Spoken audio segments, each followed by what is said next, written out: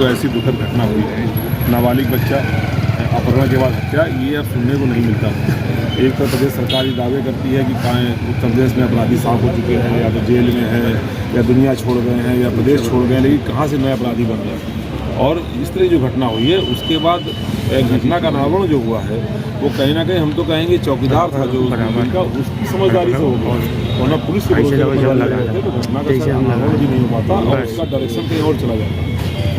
इस समय ये हाल है कि कानपुर कमिश्नरेट है, 15-16 IPS कानपुर में, और कमिश्नर साहब जाने कहाँ है। कल से घटना हुई है, पूरे शहर के लोग दुखी हैं, प्रेरित हैं, और कानपुर कमिश्नर साहब जैसा मैंने पूछा अभी, परिवार वालों से मिलने नहीं आए, किसी घटना स्थल पर नहीं गए, और कोई भी घटना के जो इंस्पेक्शन उनको करना चाहिए सुपरविजन वो उन्होंने नहीं किया है। तो पता नहीं क्या कर रही कमिश्नरेट पुलिस, लेकिन इस तरह की घटना दुर्भाग्यपूर्ण है। ऐसा कार्रवाई हो कि सख्ती का संदेश जाए, अपराधियों की इस तरह का अपराध करने की हिम्मत ना पड़े, ये इस घटना से संदेश जाना चाहिए। कानपुर का कमिश्नर ज्वाइंट कमिश्नरों का भरोसा है नहीं, अच्छी बात है, ज्वाइंट कमिश्नर काम करें, DCP काम करें, ये तो बढ़िया बात है, पर क्या कमिश्नर जिम्मेदारी नहीं इतनी बड़ी घटना में आकर के कोई मौके का मुआयना कर लें, या परिवारजन से बात कर लें, या कोई मन में बात करनी तो पूछ लें। पता नहीं रात में क्यों नहीं आए होंगे, रात में नहीं आने का अनेक कारण हो सकते हैं, तो दिन में भी नहीं आए। अब तक शाम के 3:15 बज गए हैं, अभी तक नहीं आए, तो हमें लगता है कहीं ना कहीं ये जो ज़्यादा जोगी मठ उजाड़ जैसी स्थिति कानपुर कमिश्नरेट की है। पूरे कमिश्नरेट का जो जोर है वो चौराहे बंद करने पर और ट्रैफिक की वसूली पर है, दुकानें उजाड़ने पर है, ठेले वालों को भगाने पर है। ये जो असल कानून व्यवस्था की स्थितियाँ हैं उस पर इनका ध्यान रखिए। कि 4 घंटे के अंदर पूरी घटना को अंजाम दिया गया और पुलिस जो है मीडिया को भी सुबह तो गुमराह करती रही। लगता पुलिस खुद गुमराह है, क्योंकि वही हमने एक शब्द इस्तेमाल किया, ज़्यादा जोगी मठ उजाड़। अब मालिक कौन है, किससे पूछोगे, मालिक तो गायब है। एक फिल्म का डायलॉग था, उसमें कुछ घटना हो रही थी और कमिश्नर बैठे थे, उसने कमिश्नर से कहा, हालांकि वो अपराधी था, उसने कहा कि कमिश्नर साहब देखिए ऐसा हो रहा है, तो इसने कहा कमिश्नर है ही कहाँ, कमिश्नर सो रहा है। एक कमिश्नर सो रहा है तो फिर अब किसी से कोई उम्मीद नहीं की जा सकती। ठीक सर, थाना रायपुरवा में हुई घटना के संबंध में क्या कार्रवाई हुई है और क्या डिटेल्स हैं?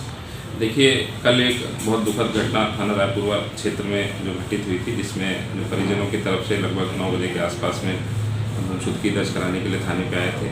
तभी उसी वक्त उनको पता चला कि घर पे किसी एक व्यक्ति के द्वारा स्कूटी से एक लेटर दिया गया जिसमें फिरौती हेतु पैसे मांगे गए हैं और भी कई सारी चीज़ें उसमें उल्लेखित थी। इसमें जैसे ही हमें घटना का संज्ञान हुआ, सभी अधिकारी तत्काल वहाँ पे पहुँचे, कई टीमें बनाई गई और घटना के अनावरण के लिए अलग अलग टीमों को रवाना किया गया और सारे CCTV और जो भी जो स्कूटी आई थी उसकी डिटेल्स और निकाली गई।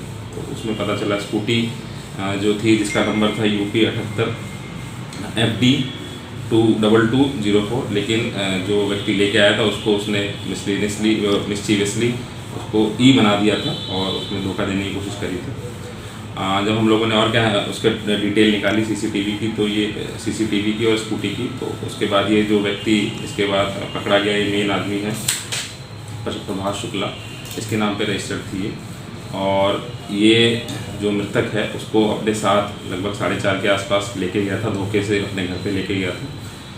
घर इसका फजलगंज थाना क्षेत्र में है। वहाँ पे इसने घर के पास में छोटे से कमरे में जाके, चूँकि वो वहाँ पे CCTV कैमरा भी लगे हुए हैं, उसमें बहुत स्पष्ट दिखाई दे रहा है कि दोनों लोग साथ में जा रहे हैं, अपनी मर्जी से जा रहे हैं। बाद में ये सिर्फ अकेला वहाँ से निकल रहा है लगभग कुछ देरों के बाद में। तो वहाँ पे इसने इस घटना को लगभग 1 से 1.5 घंटे के बीच में 4:30 से अगले 6 बजे के बीच में जो कारित की है।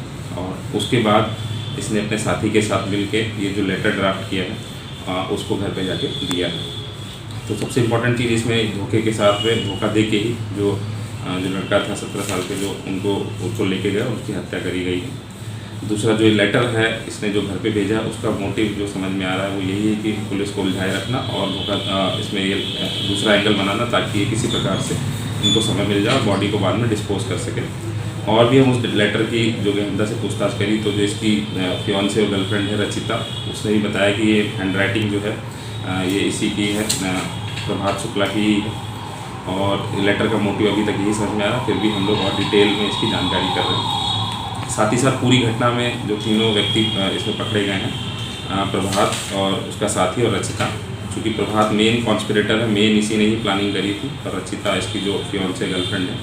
तो इसका जो मोटिव समझ में आ रहा है, इनके आपस में रिलेशन को लेके ही कुछ खटपट या जो भी चीज़ें थी, उसके लिए हम लोगों ने जो मृतक है उसका फ़ोन भी बरामद कर लिया है, उसमें और भी डिटेल्स निकलेंगी, वो भी देखी जा रही हैं। सभी के फ़ोन्स हमारे पास हैं और इस्टेब्लिश करने की कोशिश कर रहे हैं कि क्या इसमें किसी प्रकार से कोई आपस में संबंध को लेकर कोई विवाद था और उस वजह से विवाद की वजह से इसने हत्या करी। जो इनिशियल पूछताछ में प्रभात ने बताया कि हाँ, इसमें जो मृतक था वो मतलब संबंधों को लेके उसकी बात आई थी और इसी के जो इनिशियल मोटिव जो निकल के आ रहा है वो यही है। बाकी हमने बॉडी को बिल्कुल फॉरेंसिक जो टीम है उसके साथ वहाँ पे पूरे सारे घटनाक्रम को, सारे जो एविडेंस है उसको कलेक्ट किया है। सीसीटीवी फुटेजेस को भी हमने कलेक्ट किया है, पोस्टमार्टम कराया जा रहा है। तहरीर प्राप्त हो गई थी, उस पर मुकदमा तत्काल पंजीकृत कर लिया गया था। आगे की जो विवेचनात्मक कार्रवाई है वो प्रचलित है।